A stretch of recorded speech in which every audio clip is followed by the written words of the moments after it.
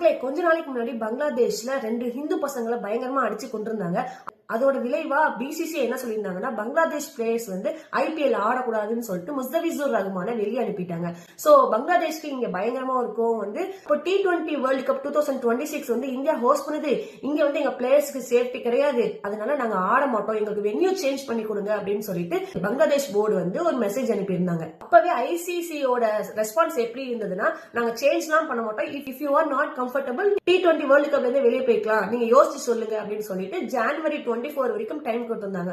திரும்ப பங்களாதேஷ் சைட்ல இருந்து என்ன வருதுன்னா, வென்யூ மாத்தி கொடுங்கன்னு தான் சொல்லிட்டே இருக்காங்க. சோ ஐசிசி என்ன பண்ணிட்டாங்க, இப்படியே சொல்லிட்டே இருக்க T20 வேர்ல்ட் கப் 2026ல இருந்து நீ வெளியே போயிரு, உனக்கு பதிலா நான் ஸ்காட்லாண்டை நாங்க சூஸ் பண்ணிக்கிறோம் அப்படின்னு சொல்லிட்டு இப்போ Bangladesh is out of world cup 2026. அதுக்கு பதிலா ஸ்காட்லாந்து உள்ள வந்திருக்காங்க.